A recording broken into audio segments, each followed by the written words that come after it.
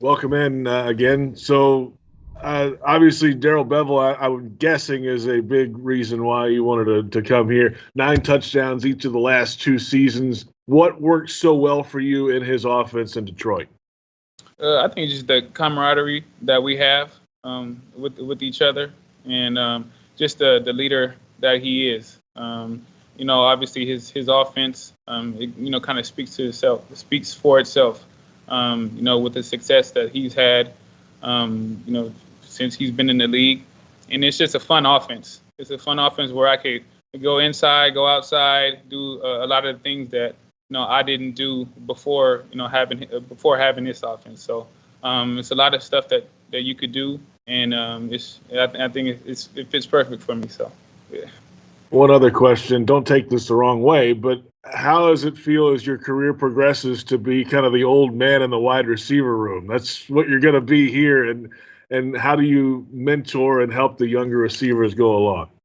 Oh, well, I mean, it feels good, obviously because I'm still here and I'm still playing at the top of my game. So, just like I just met everybody, met the young receivers, and they didn't know I was 31. So they were like, "Man, you look like us." I'm like, "Yeah, I said so. I'll show you the way. I'll show you how to get there." So I'm here. I'm here to be that mentor, and for them to follow me. I love that, and I love that type of pressure, and yeah, so it feels good. Thanks, Mark. Appreciate it. Thanks, JP. Let's go to John Reed and then Cole Pepper. Yeah, I got caught by surprise, man. Let me ask you a question. I mean, how close were you close to giving up football in 2019?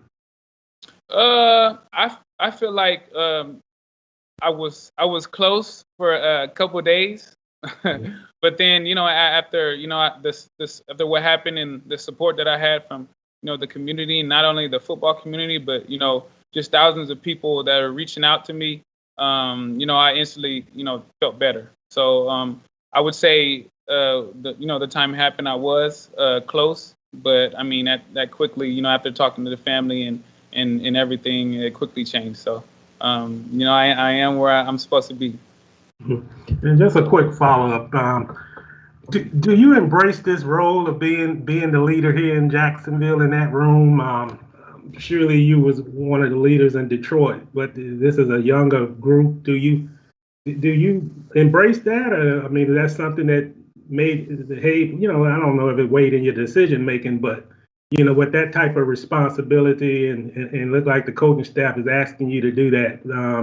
What that says about you and all that you can bring to the table here in Jacksonville? I think it just showed you, my worth, and I've been doing this a long time at a high level, and I wouldn't say it's pressure, just because I felt like even when I was in Cincy, when I was a young guy, I was still a leader in a way, So I think everywhere I've been, every stop that I've made, I've been a leader. And that's not necessarily saying, I'm going to do and I'm be the one that's talking all the time and stuff like that. I like to show. And I think, as you could look at my career, that's what you see. You see that I am a leader on and off the field. And I'm just excited for the opportunity, to keep my level of play, sky high, and to take everybody with me, and it's a great room. I've just talked to those guys, and those guys are very personable. They're hungry. So I'm ready. I'm ready for that opportunity. Thank you, man. Welcome aboard. Thanks. Thanks, John. All right, let's go to Cole Pepper, and then we'll do both mics after that. All right. Hey, Marvin, welcome to Jacksonville. Give me a feel for what you feel about this quarterback situation here, the way it is right now and the way it's probably going to be after April the 29th, and how much did that play into you analyzing what the situation is going to be like here for you? I feel good about it, but at the same time, we'll see. We'll see when it happens, and then we could double back and talk about that. But I mean, you have everybody on the planet who has who's paying attention to football kind of knows what's going to happen here. Mm-hmm. One way or another, you're going to be playing with a young quarterback after playing with a veteran quarterback? How much different is that going to be for you? I mean, it can be different, but I think it's going to be great. Just because obviously this is my favorite offense that I've been in during my years during my career, and the quarterback who comes in here, I'm going to be a tool that he could use, that he can lean on.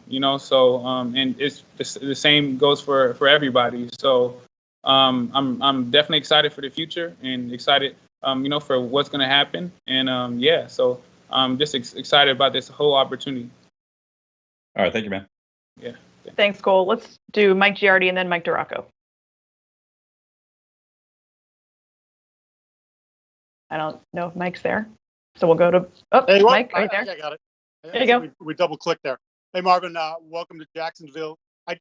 I want to know how much of a college football fan you are. Did you go back and have you watched any tape or highlights of potential guys that could be drafted #1 in Jacksonville? Yeah, I think I have. I mean, we went to the national championship last year. That was last year, right? Yeah, the year before that. So I've watched a little bit of tape. So yeah, definitely excited. Thanks. All right, let's go to Mike DiRocco.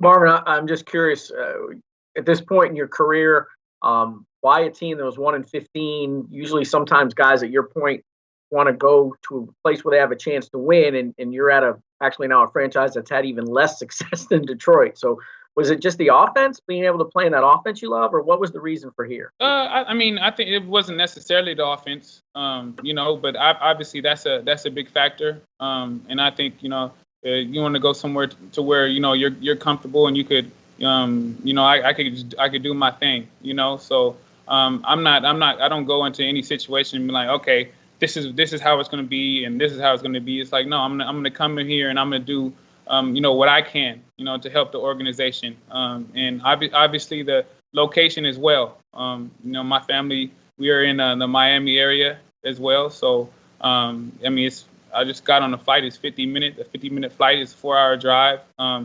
So as a family, this was kind of #1. Coming in, with the camaraderie that I already have. With some of the coaches. I just ran into Tosh Lupoy. We kind of started off together when I was at Cal. Tyson Alualu. We all. Our kids were at the Cal games. They were pregnant at the same time and stuff like that. Just when you look at things like that, that ties into the decision making. So, but I'm not coming here, saying, oh, this is how we're going to be. I come here to be great. And you expect that from everybody else on the team. But it's a new kind of, the regime, obviously, and it's a new energy, and you could come here and you could feel that from all the coaches. So I'm just excited to be here. Did you get any calls from former teammates and friends that asked you why Jacksonville? No, you're probably the first one. Sorry. Thanks. No, it's all good. All right, thanks, D-Rock. Let's go to John Osher and then John Shipley. Hey, Marvin.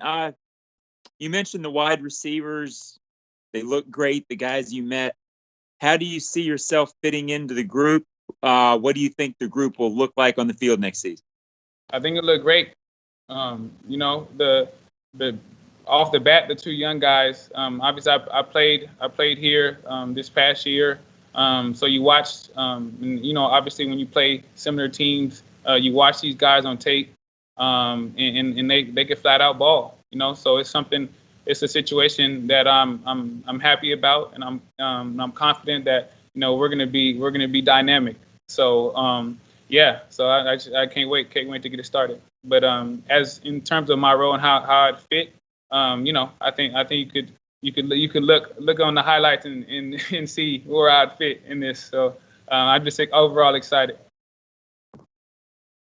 Thanks, John. All right, let's wrap it up with John Shipley.